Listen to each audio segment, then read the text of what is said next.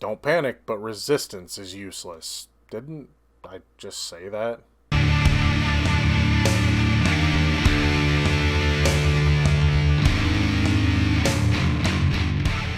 Hey everybody, what's going on? No, this isn't a repeat. No, you're not watching the same video you watched yesterday. Today we are going to be talking about the 2005 adaptation of The Hitchhiker's Guide to the Galaxy. I will warn you, there'll probably be some spoilers in this review. You can watch this movie on HBO Max right now. If you want my recommendation, I will say this. This movie, if you like the original BBC version of Hitchhiker's Guide, this one is really different enough that it feels like, I mean, while there's definitely similar things between the two, of course there is, but this one definitely feels like its own thing. They changed a lot of stuff, and some of it worked, some of it didn't. I will say the performances are good and everything, so I think it's worth watching. That being said, if you didn't like Hitchhiker's Guide, this one might be better for you because it's definitely more of a more well-rounded story. It's definitely they took certain elements and then did some things on their own. That being said, I don't know. I've never read the book, or books, so I don't know what they changed or anything like that. The basic setup is still the same as the BBC series. You have Martin Freeman playing Arthur Dent. His house is going to get bulldozed. Same stuff I said yesterday. And he gets taken off the planet by Ford Prefect. But here's where some things start to change. They still do the Babel fish and all that stuff. But instead of all the different stories that the BBC series told, they kind of make this story more about, okay, there's a scene in the BBC series where when Arthur Dent meets Zaphod Beeblebrox, he knows him. And when he meets Trillian, he knows her. So they kind of make the whole movie about Martin Freeman's character being infatuated with Trillian, which is played by Zoe Deschanel. So they kind of turn Hitchhiker's Guide to the Galaxy from an obscure sci-fi story, which, granted, don't get me wrong, it's still very obscure. It still has a lot of strangeness to it. It still breaks off into weird stuff from the Hitchhiker's Guide itself and the weird stories, but man, they do change a lot. You have most of it is involved around this love story because it talks about, the night they spent together, and she asks him to run off, but he's kind of I can't do that. I got to stay here. My life has to be, normal and all that stuff. So they kind of turn an obscure sci-fi story into a love story with still some obscure sci-fi stuff. Also, the aliens are the Vogons, who they hitchhiked at the first of the BBC series, who are such a minor part of the entire series. They become the villains of the series itself. For the most part, there's other characters as well, but you have the Vogons are the ones chasing our characters across the galaxy. So that was kind of a neat change where it's like, well, we're not just introducing these characters and then they're not in it anymore. No, they're in the entire thing. They're after them the whole time. You still have our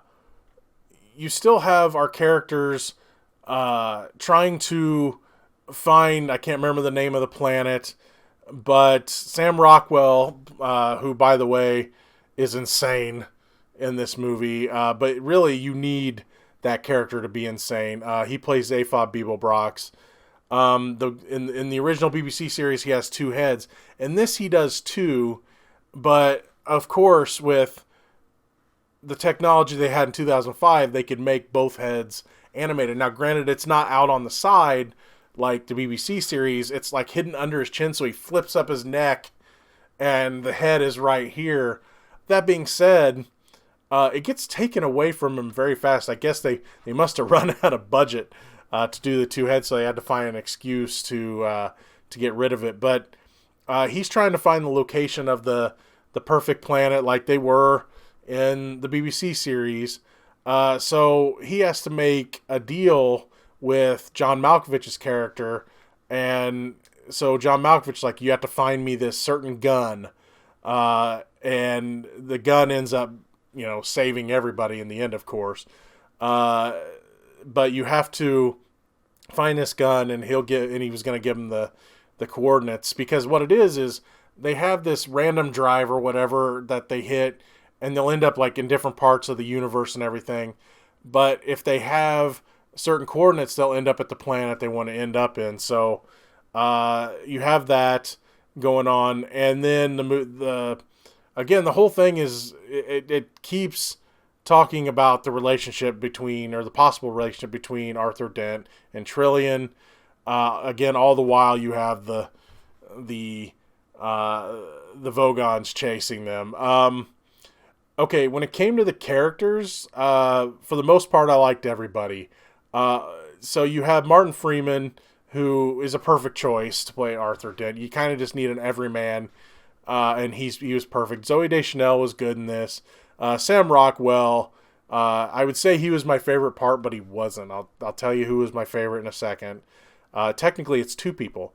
But Sam Rockwell is insane in this. If you love Sam Rockwell, you get to watch him be crazy for the entire length of this movie when he's in it. You also have, they have the deep thought computer, like in the BBC series. It's Helen Mirren in this, and she's great, of course. As I've stated before, I'm very biased about Helen Mirren. I love Helen Mirren, and I like her in whatever she's in, no matter what it is. It could even be Fast and Furious. But my favorite character was Marvin, the robot, which I liked him in the BBC series, but he wasn't in it a ton. This one, he's a very integral part of the entire story. Technically played by two people. The person in the suit is Warwick Davis. Love Warwick Davis. Warwick Davis is a favorite on this channel, but Warwick Davis did not do the voice. The voice was Alan Rickman. Alan Rickman, the late great Alan Rickman.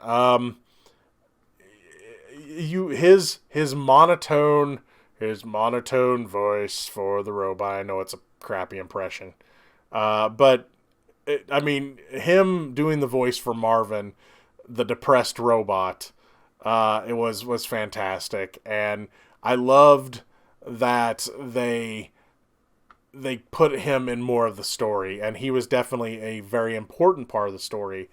Big spoiler here.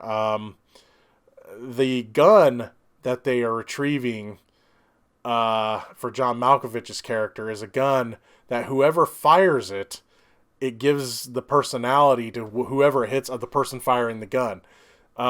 They make a joke that it was created by women to, shoot their husbands with, so they can understand what they're really going through.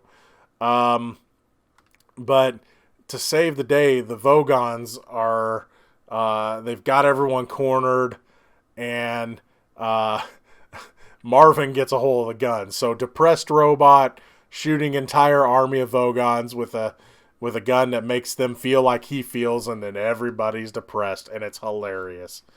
So yeah, this movie, it was fun. It was a lot of fun. I think it kind of counts on you being a fan of the books or the BBC series. I can't really speak again for the books, but I do think that there's some things where it's like, yeah, you should probably kind of know what's going on already, and then we're going to change some things. It still has Slarty Bartfast, which is played by Bill Nye in this, and of course Bill Nye is great. But it also has callbacks, like the original Marvin the robot is in a scene and I'm sure there was other things, but I was just like, hey, it's Marvin. The movie has a lot of fun with itself. Again, the Marvin scene with the gun. Uh, Deep Thought, Helen Mirren has a ton of fun. They definitely changed the end of the story. It doesn't end near even close to what the miniseries did. Again, it focuses on the love story, and I thought that it worked as well. Uh, for the most part, I just had a lot of fun with this one. I liked how they kept a lot of what worked in the BBC series and elaborated on it. More Vogons. They didn't do a lot with the mice. And technically, in some ways, the mice were the villains, where they were supposed to be trying to figure out the great question in the miniseries. They end up kind of being villains in this. They're not in it very much, but they are kind of the villains. In some ways, I do love that they talk about the dolphins at the first of this, and there's an opening musical number of "Thanks for the Fish," and I let my son listen to it, and he laughed the entire time, and it's very funny. They just have this whole musical number of "Thanks for the Fish." There is like a mid-credit scene where it takes one of the stories from the miniseries, and it's one where Martin Freeman's character, where Arthur Dent says something. It says words can travel through time and space, and these words, cause two warring groups to band together to travel to our world, but then they didn't realize that they were way smaller than us, and they got eaten by a dog. They bring that into the mid-credit scene. I love that from the miniseries, and it was funny here too. So yeah, I think this movie does kind of expect you to be a fan of Hitchhiker's Guide. So I think you're at an advantage if you've seen the miniseries before you watch this, because there's just some things where it's just like, why are they doing this? But then again, it does also change it enough that made it interesting to watch. I was afraid it was going to be a lot of beat for beats when it came to plot and everything else, but no, they changed a lot. They elaborated on more characters. You actually get to see what happens to all the characters at the end, unlike the miniseries, where some of the characters just kind of disappear. So yeah, I thought it was worth a watch. Now, am I going to go rush to see it all the time? No, but was it a fun watch for me, especially after watching the miniseries? Yeah, it was. Anyway, you can see this movie on HBO Max right now. Until next time, that's going to be it for this review. See you later, and don't panic.